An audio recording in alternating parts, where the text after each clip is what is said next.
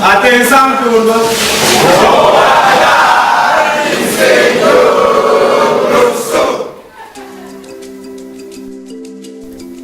Boa tarde, senor professor. Good afternoon, teacher. That's the greeting I receive every day as I enter the classroom here in the small community of Machanga in the African country of Mozambique. I've lived here for nearly 2 years as a volunteer with the Peace Corps. Mozambique has an incredible sense of community. While in America, we sometimes don't even know our neighbors by name, Mozambicans hardly leave their sight. All chores like cooking or clothes washing are done outdoors, alongside neighbors.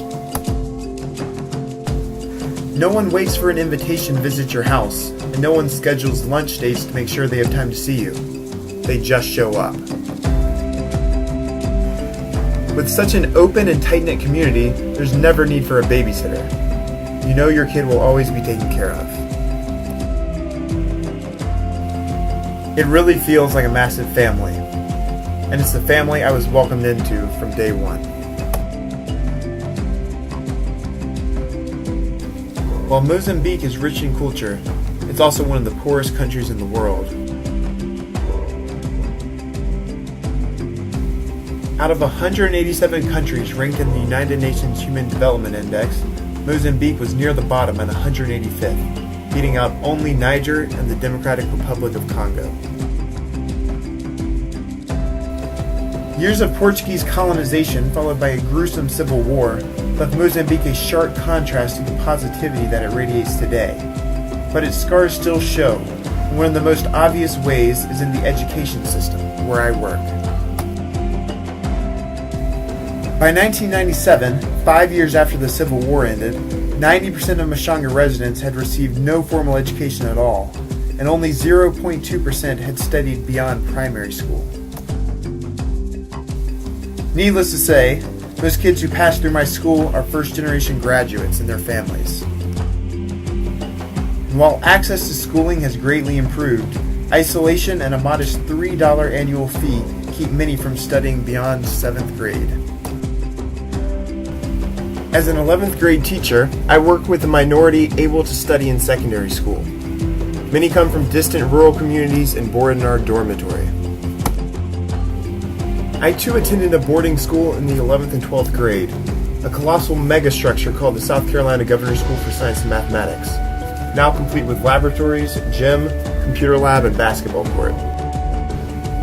Not to mention high-speed internet, air conditioning, and a full-time cooking staff. I look back at Governor's School as an experience that was overwhelmingly positive, though I may have disagreed in 2006 while studying for one of Dr. Bill's dreaded bio tests or cramming for one of Dr. Hendrix's history exams. But I'm now aware of how easy the rest was made for me at Governor's School. I had essentially no responsibilities or challenges aside from academics, and I got to live with people who became my best friends.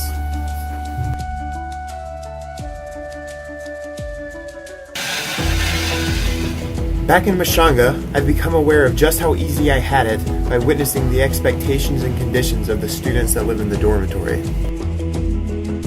Aside from studying, they have to maintain the school grounds and resources. This means cleaning bathrooms, cooking their own meals and cleaning their own dishes, washing clothes, which believe me is much harder by hand, maintaining the school garden and feeding school animals, and collecting firewood.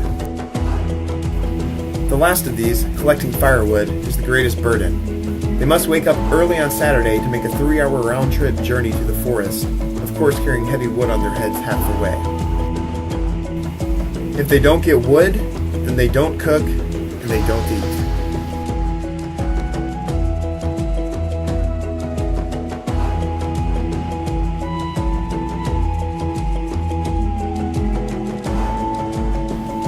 The food is pretty basic. Every day, without exception, the students eat 2 meals of beans with shima, a flour-based starch like dense grits. We always eat this food and this kind of beans. This food is made by flour, and to eat this food, you need to take a lip of shima. This called shima. You need to take the lip of shima and make it like this, and then add with the beans and eat.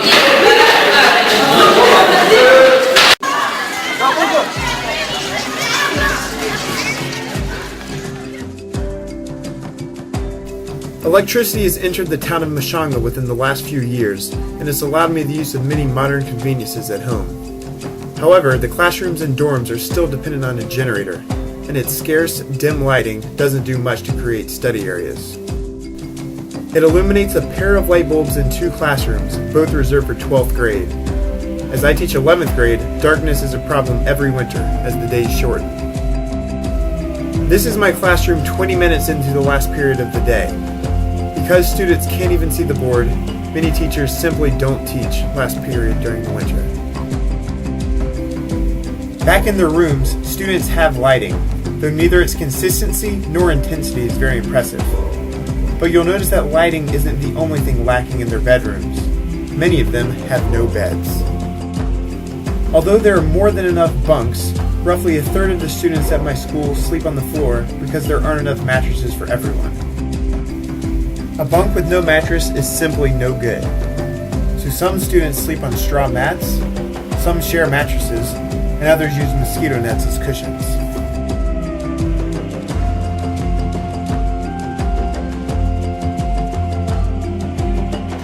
Fica aqui, neste quarto, com quantas pessoas?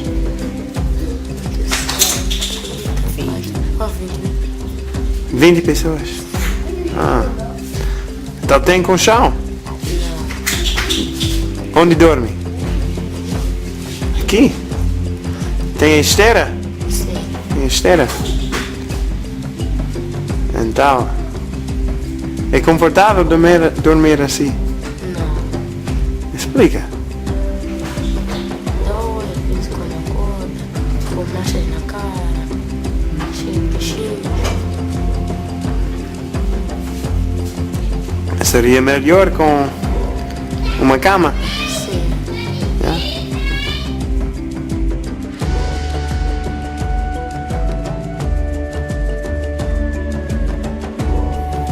My student standard of living is nothing that I'm proud of, but I'm immensely grateful to Esma Bama, a partition of the Catholic Church that has privately funded my entire school.